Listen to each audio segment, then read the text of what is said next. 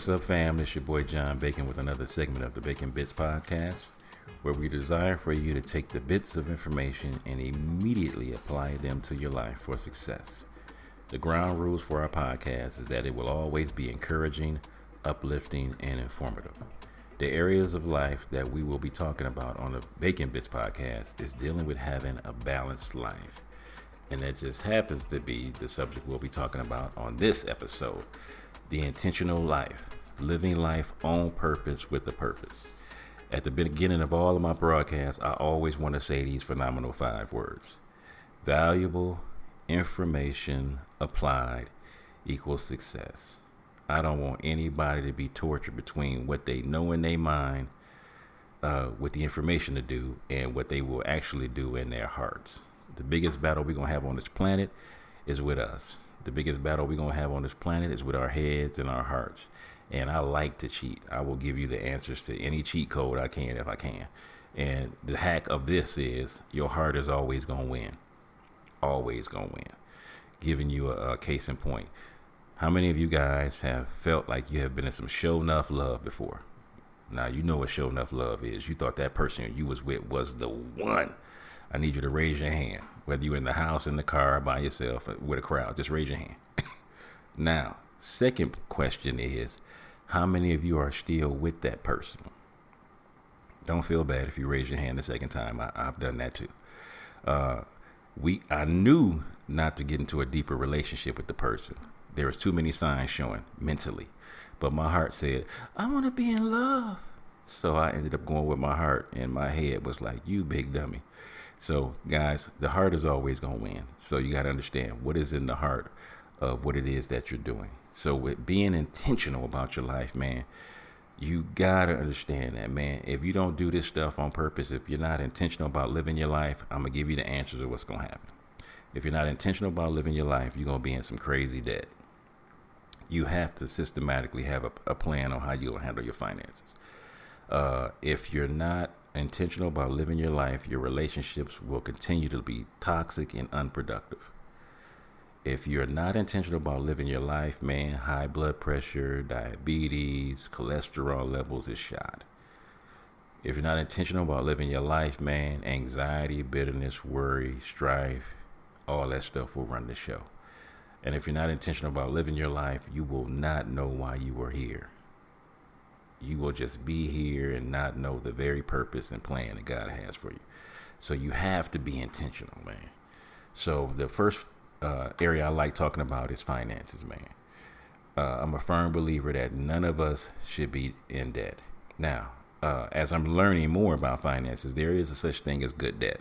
So all debt is not bad. But primarily, we should not be in debt. Being in debt is very stressful. Very stressful. And you don't want to be in debt where it's just stressing you out to cause you to want to go do something that you ain't supposed to be doing. So what we need to do is get a budget. Yes, I know I was cussing at you. I'm sorry. I ain't mean to use no profanity. The word budget is profanity in America. Why is that? Because I want to spend my money how I want to spend my money. I want to do what the hell I want to do with my money. And the reason why we in debt is because we spend our money how we spend our money. We want to do what the hell we want to do with our money. And if we had a system of how we handled our finances, man, it would make life that so much more sweeter. How many of you would like to have less anxiety, worry, and bitterness in your life? Get a budget. How many of you would like to have less relationship issues and fighting in your significant other? Get a budget. Yes, when you know what you got coming in, what you got going out, and what's left over, man, that's a good feeling. Because you know one of the number one fears that people have is fear of the unknown. They don't know what's going to happen. When you have a budget, it's not unknown. You'll know exactly where your money is at all times. So that's a great way to get rid of this fear of the unknown. It's actually having a budget. Taking your money, controlling it, and knowing what it's doing for you or what it's not doing for you. Check your credit score. For those who don't know your credit score, it can be very have a high anxiety feeling not knowing what your credit score is. Knowing what your credit score is, knowing what you need to go back and do to fix that thing, man, it's a beautiful thing. Because I hate people stressing about money, man. I believe we are walking ATM machines, man. You got money all up in you. You just don't know how to use your gifts, your talents, your calling to get that money that's out there that's for you. And then some of the information, a lot of information that we need to make a lot of money is out there. We just got to find the right people to get it. So one of the things that I've learned as a 55-year-old man is, man, hustle and grind ain't always the greatest thing in the world. It's not. It's a lot overrated. It's actually knowing who has the information and how to use the information. That's been the biggest thing I've learned from being in the middle ground with the hustle and grind people, and also the information age that we're in now. Knowing who has the information, getting that information, and applying that information to your life. Number 2, relationships. We gotta be intentional about our relationships. You cannot live on this planet like a hermit. You gotta be around other people. You need other people. And whether you want to or not, we are community oriented. We are people that need to have other people around us. There's a reason why there's the NA, Narcotics Anonymous. There's a reason why there's the AAs, Alcoholics Anonymous. There's a reason why there are churches. There's a reason why there's gangs. There's a reason why there's fraternities and sororities, which are educated gangs. But there's a reason why we all have people that we want to be around, because we are people oriented. So we have to have people, even if you're an extrovert or introvert. We are people oriented. We have to have people around us. So there's 3 types of people that I love to always have around me at all times. Number 1 is kids. Now, did I say you had to have kids? No, I did not. I believe you should have kids in your life for 2 major reasons. Number 1, kids are so inquisitive. Oh my God. Kids are always asking questions. And as adults, what we supposed to be doing? Asking questions. We don't know everything. I am 55 years old, and I can gladly and happily tell you that I do not know everything. Hallelujah. Thank you, Lord, that I can kill my ego, kill my pride, and tell you that I do not know everything. But I like to ask people questions on the very areas of where I'm trying to go to get that kind of life that I really want. So I need you to be inquisitive, man. I need you to be inquisitive. The thing that I love about kids also is kids aren't born prejudiced. We have to teach them how to be prejudiced. Literally. Kids love people instinctively. They love to love. And so what we need to get back to doing is learning to love again. Love people for who they are, for what they are, and let it be. We got to get back to doing that, man. So I love kids. Number 2, I believe you need to have at least one of these. I hope you have more, but you should have at least one of these. BFF. What is that? Best friend forever. These are the people that you are around that love you. They love you. They got your back, and they are supportive. But they love you enough to put their foot up in your, I ain't gonna cuss, when you in the wrong. So I might have a moment. I got 3 best friends, my boys, and then I got my beautiful habanero sugar. Love that woman. Love her. Diana Bacon. Now, anytime I'm having a moment with my wife, I'll go to my boys and I'll be like, man, my wife is tripping. She doing this, she doing that, she doing this, she doing that, she doing this, she doing that. And my boys be like, okay, all right. Okay, you done? Yeah. Take your tail home and go love your wife. Now, when they tell me that at that moment, is that what I want to hear? That ain't what I want to hear. Is that what I need to hear? Yes, it is. And that's why I love my boys to life. Love them because they always want me to be healthy. And being healthy is telling me the truth, not always what I want to hear. So I need you to have kids in your life. I need you to have at least one best friend forever. And I need you to have elders in your life. These are the people that's been there and done that. Been there and done that. Yeah, they've already lived where you want to go. Why would I waste time bumping my head when I can just ask somebody that's already been there and done that? My elders. Let me see my role models. My Uncle James, may he rest in peace. He worked for General Motors for 50 years and did not miss one day of work. Not one day of work. They would have to tell my Uncle James on holidays, Mr. Edwards, the factory is closed. You can go back home now. His work ethic was phenomenal. And still to this day, I have honored him with my life by not missing one day of work until recently when I had to be at home with COVID symptoms. I still was, in the energy of going to work, doing my job. But, we in this era that, yes, when you got COVID symptoms and you test positive, you can't go to work. So before that, I was at work every day, all day doing my job in honor and continuing the legacy of my Uncle James. So I love that. At the gym, I have a 62-year-old and an 80-year-old that I hang around. They are in better shape than I am, and I'm 54 years old. Why is that? Because I want to be like them when I get 80 years old. One of the number one inspirations that helped me continually want to stay healthy, I made a vow to myself when I was 18 that I would work out for the rest of my life. I'm 55 years old right now. I don't have no aches and pains, and I'm very grateful for the life that I've been given with the body that I tell God that I'm appreciative of by taking care of it. But I seen this 70-year-old man back in the airport. This was a couple of years before COVID. And I seen this 70-year-old man playing with his grandson and throwing the football in the airport. And they were having a great time together. And I said, man, when I get 70 years old, I want to be able to play with my grandkids like that. So I had another elder just watching them saying, you know what, I want to live that kind of life when I get older. But that don't happen at 70 years old. That happens when you're 18, making a vow to yourself to take care of your body so that you can live and have that kind of productive life. And in my family, old age runs deeply. We average about 90 years old plus. So with that being said, if I'm 54 now, I'm going to probably live to be about 90. I do not want to be a raggedy 90. I literally want to be a healthy 100 years old. So I started living like that now so I can possibly have that life unless God calls me home. Other than that, I'm shooting for a healthy 100. So I'm looking at what my elders have done. I see what they do and I say, you know what? I want that kind of life. So I go to people and ask them questions. I love going to ask people questions, man, because I want to have that kind of life. And then there's this group of people that you need to get rid of. So remember we said, I want you to have kids in your life. I want you to have a best friend, at least one. And I want you to have elders in your life. But it's this group of people I need you to get rid of. Toxic. These are the people that soon as I said toxic, you knew there are some people in your life that you need to get rid of.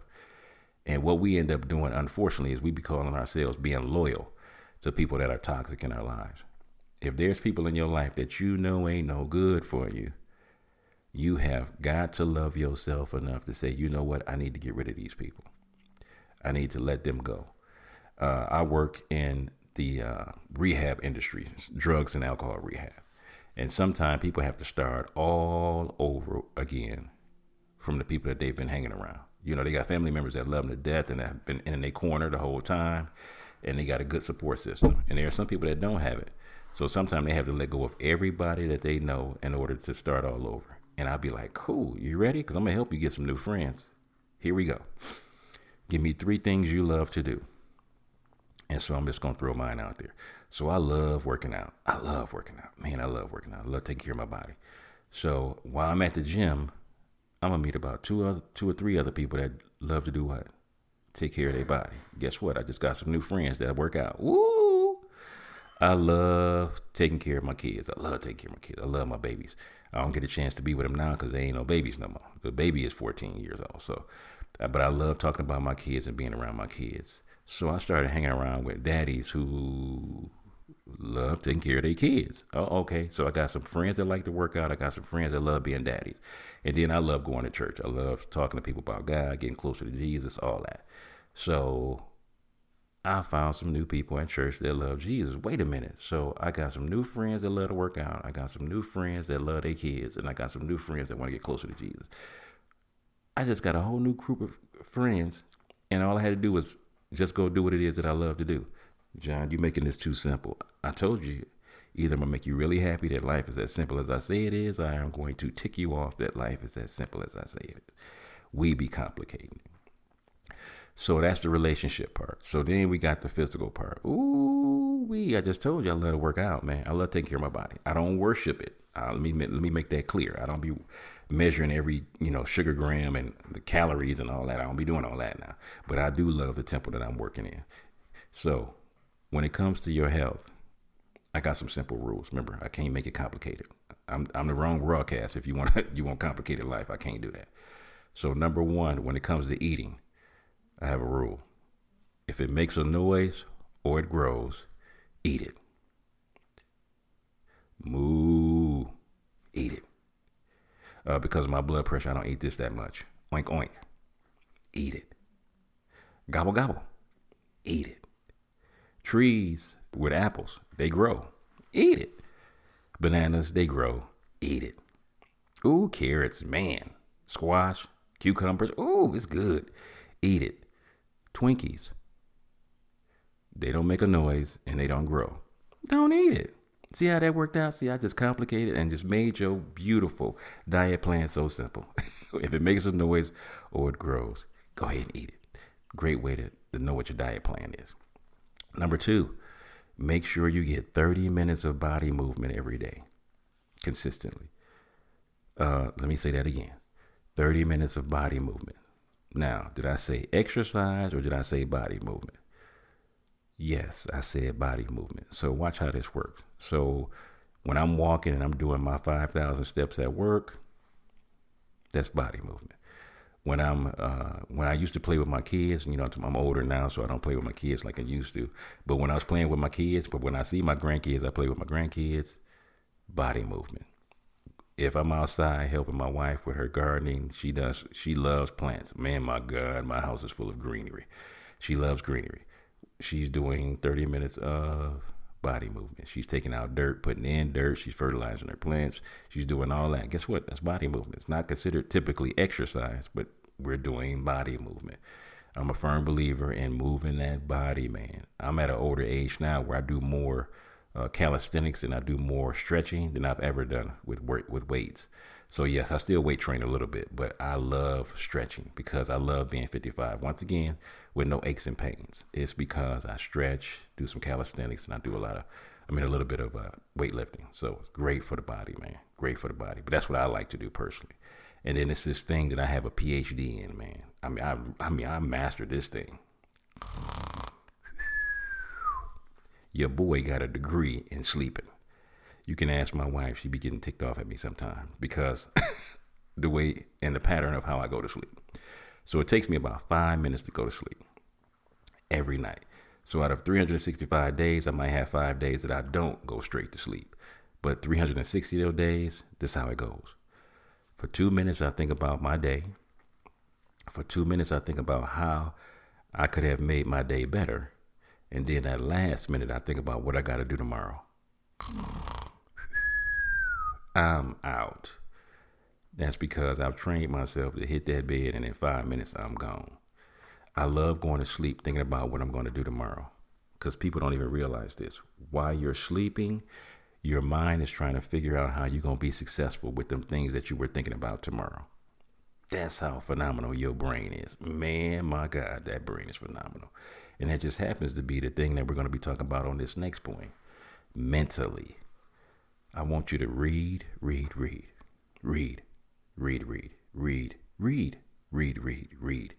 the next word I'm about to say is read. Anytime you want to be better in life and you want to have a mind that's constantly thinking about positivity and going in the right direction, I need you to read. John, can you tell me about some of the things that you read? Heck yeah. We done already talked about it in this podcast so far. I like to read about how to handle my finances better and make more money. I like to read books about how to have a great relationship with my wife, my kids, and the people around me. I like reading books about how to take better care of my body. I like reading books about stimulating my mind and having more positive thoughts and encouraging and uplifting thoughts. I love reading about how to have a better life all the time. Whether I'm reading articles on the internet or reading books, whatever it is, I'm always want to improve. I never want to be satisfied with the life that I have. I'm content and happy with the life I have, but I'm always striving to get to that next level of having a better life. And then I cannot forget that last piece, the spiritual part. Anytime you talk about God, people start having a conniption. I'll be like, stop. There's two dynamics about God that I really love and I want everybody to get. First of all, it says in the book of Genesis, in the beginning, God created. The God that we serve is a creator. Look at all them beautiful trees, plants. I'm in Tucson, Arizona, so we got some beautiful mountains that surround the city. You got a sun and an earth that's dangling in midair. Ain't nothing holding it up. That didn't just come together from a poof. It was an intelligent being made an intelligent being. Now it says also in Genesis that man was created in his image and in his likeness. Wait a minute. So you mean to tell me I got the DNA of God? Yes. What are you supposed to be doing with that DNA? The same thing that God did. He said, let there be, and there was. Do you know you're supposed to be speaking positive stuff, encouraging stuff, life-giving stuff, speaking his word back to him out loud? Do you understand that when whatever you speak, it's almost like hands come out of your mouth and start forming the very things that you spoke? We serve a phenomenal God, but you have got to get to the point where there's a belief in him, and also there's a point of, okay, God, what do you want me to do? Every time I've asked God what he want me to do, and I've done that, man, always successful. This is the thing I want you to get, and I always say it a lot. I want to make life simple for you. Now, notice what I just said. I said I want to make life simple for you. I didn't say it was easy. There's a difference. I want to make it simple. Point A, point B, number 1, 2, 3, boom. You're going to get the results of what it is you're trying to get. But sometimes it's not easy, man. You know, I work in a drug and alcohol rehab, and when I have to help people reposition and re-get their lives back aligned to the kind of life that they want and they want to have, man, it's going to take some work. The simple steps I'm going to give them are truly simple. I don't want you to overcomplicate it. And let me tell you how it works for me. So if I say, you need to drink more water. Look at that. If you ain't been drinking no water consistently with knowingly drinking water, I need you to drink an 8-ounce glass of water for a week. Ooh, you got that down pat. Okay, cool. On the second week, I need you to drink 2 8-ounce glasses of water. See how that works? I don't want you to complicate. If you ain't been doing no exercise and you really want to get back in shape, what I need you to do, if you live in a typical a city block, I don't happen to be living in the city block, I need you to go out your house, walk around the block one time, go back home, and sit down. Tomorrow, I need you to get up, walk around the block one time, come back in the house, sit down. Okay, next week, I want you to walk 2 times around the block, come back home, and sit down. I never wanted you to complicate your life. I want you to make it so easy that anybody can do it. Anybody can do it. If you haven't been saving any money, you don't have a savings account, I want you to go open up a savings account, and I want you to put 1% of your income in it for a month. You'd be like, John, that's super easy. I'd be like, all right, cool. Next month, I want you to put 2% in your savings account. And then the next month after that, 3%. You see where I'm going? Add a percent on until it gets to the point where it's like a little struggle. You be like, ooh, this is a little tight. Once you get up to around 10, 15%, that's what it's going to get a little tight. You're going to be thinking to yourself, man, why am I putting this money away? When you see that savings account start increasing, boy, you're going to be ecstatic. Like, man, I could have been doing this all my life. Don't beat yourself up. Forgive yourself and just keep on doing that new pattern of what you're supposed to be doing. So, guys, I got this last bit of questions I want you to answer before I get up out of here. Question number 1. Who controls how much money you make? Yes, that's right. It's you. It's you. It's you. You get to make as much money as you want to make. Hustle and do what you got to do and get that information. Question number 2. Who controls who hangs out with you? Yep, that's right. It's you. If you're talking bad about your friends, you're talking bad about yourself because you allowed them busters to hang with you. Question number 3. Who controls how you take care of your body? Yep, that's right. That's you. No doctors or nurses. They going to tell you what to do, but you still have to do it. Because if it was up to me, if life would go according to how I wanted it to go, I would have my 3 sons do 50 sit-ups apiece and I get abs. That's how I would do it. But it don't work like that. I got to get on the ground and do the sit-ups myself so I can get some abs. Question number 4. Who controls what books you read, what DVDs you watch, what music you listen to? You are correct. Yes, it is you, not the government. You get to pick what it is that you watch on TV, books you read, DVDs you watch. Oh, okay, the last question. He's talking about God again. Okay, who controls how close you get to God? Yeah, that's right. It's you. God's the perfect gentleman. He ain't gonna force himself on you. It's called free will. Have your life and do what you want to do with it. But if you want that life, man, you gotta ask God for the answers to this thing, man. You got to have it, man. He gonna give you every good answer that you need to have. Now the question is, will I apply what he's telling me? He gives me all the answers. It's never a question. He's always gonna tell me what to do. But it's always the question of, will I do what he's asking of me to do? Man, we serve a phenomenal God. So notice that all of those areas you have control. The question is, are you taking control? This is your boy John Bacon with another segment of Bacon Bits. I ain't got nothing but love for y'all. Class dismissed.